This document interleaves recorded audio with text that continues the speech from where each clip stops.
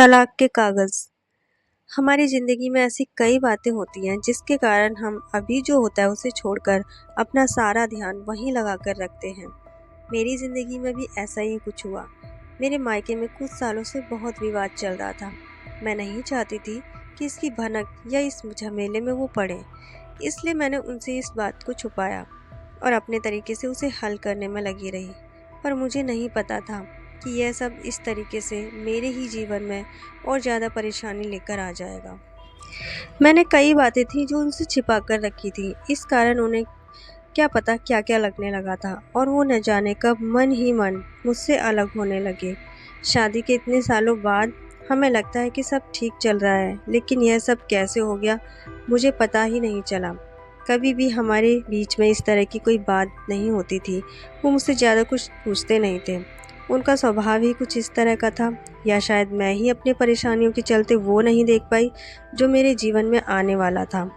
जब मेरी आँख से वो पर्दा हटा और मैंने देखा, तो मुझे समझ आ गया था जो मुझसे क्या गलती हो गई है। मुझे इस बात का एहसास हो गया था। मैंने उस गलती को ठीक करना चाहा, लेकिन तब तक शायद देर हो चुकी थी। उन्होंने एक शाम उनके फैसले के बारे में मुझे बता दिया। उन्होंने कहा कि मुझे तुमसे ज़्यादा कुछ नहीं बोलना है, न जानना है। मैं बस तुमसे तलाक चाहता हूँ। मेरी ज़िंदगी में कोई और है और मैं अब उसी के साथ रहना चाहता हूँ और मेरा फ़ैसला नहीं बदलेगा, चाहे तुम कुछ भी कहो। यह सुनकर मेरे पैरों तले ज़मीन ही निकल गई। मुझे पता भी नहीं चला कि मैं उनसे इतनी दूर हो गई और कब उनकी ज़िंदगी में कोई और आ गई। इतना तो मैं जानती थी कि वो एक बार जो सोच लेते हैं वो फिर करते हैं।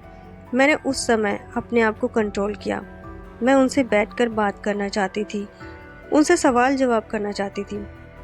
अगर आप मुझसे प्यार नहीं करते हो तो मुझे उनके जीवन से चले ही जाना चाहिए, मुझे यही लग रहा था, क्योंकि उन्होंने मुझे साफ साफ कह दिया था। कभी मैं क्या विचार करती, कभी क्या। मुझसे कुछ समझ ही नहीं आ रहा था कि आखिर मैं क्या करूं। कुछ दिनों तक हम लोग इस घर में ऐसे ही रह रहे थे जैसे कि अजनबी इंसान हो।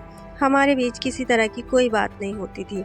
मैं अपने को और उन्हें कुछ समय देना चाहती थी। मुझे एक मन ऐसा कर रहा था कि वो अगर किसी और से प्यार करने लगे हैं तो मुझे उनके साथ नहीं रहना।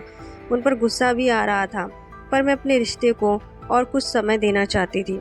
आखिर गलती मेरी भी थी, मैंने भी उन्हें नज़रअंदाज कर रखा था। इसी दौरान करीब 2 महीने बाद उन्होंने तलाक के पेपर रेडी करवा लिए और मेरे सामने रख दिए। कहा, इस पर साइन कर दो। मैंने फिर भी उनसे बात करना चाहा, लेकिन वो दरवाज़ा बंद करके अपने कमरे में चले गए। पूरी रात मेरे रोने में निकल गई, लेकिन शायद अब मेरी उन्हें सिसकियाँ सुनाई नहीं दे रही थी। अगली शाम उन्होंने फिर कहा कि इस पर साइन कर दो। अब कोई फ़ायदा नहीं है, मेरा फ़ैसला नहीं बदलने वाला है।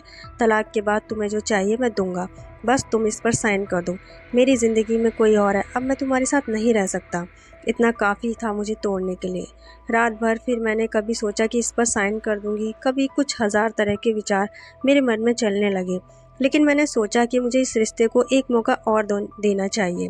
सुबह जब उन्होंने कहा कि इस पर साइन करो, तब मेरी शादी बचाने के लिए मैंने एक आखिरी कोशिश की। मैंने उनसे कहा कि मैं इस पर साइन कर दूंगी, लेकिन मेरी एक शर्त है। उन्होंने पूछा कि क्या, बताओ। मैंने कहा कि 1 महीने तक आपको वही करना होगा जो आप शादी की शुरुआत में करते थे। क्या करना होगा, उन्होंने पूछा। मैंने कहा कि आपको सोते समय यहाँ से मुझे गोदी में उठाकर अपने बिस्तर तक ले जाकर सुलाना होगा। उन्होंने मेरी तरफ थोड़ा गुस्से में देखा और कहा कि ऐसा नहीं हो सकता। मैंने कहा, मैं चाहती हूँ कि आप मेरे लिए वो दिन वापस ले आएँ, उसके बाद तो वो कभी वापस आएंगे नहीं। इसलिए 1 महीने के लिए आप मेरी यह इच्छा को पूरा कर दो। आप नहीं मानेंगे तो भी मैं इस पर साइन कर दूंगी, लेकिन अगर आप मान जाते हैं तो साइन करते वक्त मेरा दुख थोड़ा कम हो जाएगा। वो कुछ समय चुप रहे और फिर उन्होंने मेरी बात मान ली। रात में अब इंतज़ार कर रही थी। वो कमरे में सोने चले गए, लेकिन फिर उन्होंने एहसास हुआ कि मैं नहीं मानने वाली हूँ, तो वो वापस बाहर आए। मुझे गोद में उठाया, मेरी तरफ बिना देखे। मैंने अपने हाथ उनके गले में डाल दिए। उन्होंने अब मेरी तरफ देखा। मैंने कहा, अरे पकड़ूंगी नहीं तो गिर जाऊंगी। मेरे चेहरे पर एक मुस्कान और शर्म दोनों थी। लगा जैसे कि आज ही हमारी शादी हुई है और यह पहली रात है। वो धीरे धीरे मुझे लेकर मेरे बिस्तर तक गए। बस फिर मैं रोज़ रात का इंतज़ार करने लगी, कब वो आए और मुझे गोद में उठाएं। पहले 3 से 4 दिन में ही उनके चेहरे पर भी थोड़ी मुस्कान तो आने लगी थी। नज़रें मिलाने से अभी भी डर रहे थे। शायद उन्हें डर था फिर से मेरे लिए प्यार न जाग जाए। करीब 15 दिन बाद उनका हृदय परिवर्तन होने लगा। मुझे उनकी आंखों में प्यार दिखाई देने लगा। वो भी अब मेरी आंखों में देखने लगे। रोज़ रात को यही होता था। हम दोनों के बीच में जो दूरी थी अब खत्म होने लगी। शायद उन्हें भी यह अब एहसास होने लगा था। यह सब मेरी ज़िंदगी के खूबसूरत पल थे। 1 महीना पूरा होने में ही था। मुझे पता था कि ऐसा करने के बाद हमारे सारे गिले शिकायत दूर हो जाएंगे, और वैसा ही हुआ। कब महीना पूरा हुआ मुझे पता था, लेकिन महीना होने के बाद भी अब सिलसिला शुरू है। वो मुझसे और मैं उनसे दूर नहीं हो पाए। सोया प्यार फिर से जाग गया। पिछली बातों पर मैंने उनसे कोई बात नहीं की, लेकिन मुझे नहीं लगता कि उनकी ज़िंदगी में कोई और है। क्या पता उन्होंने भी ऐसा मुझे सबक सिखाने के लिए किया हो। अब मैं अपना प्यार और अपने पति को खोना नहीं चाहती।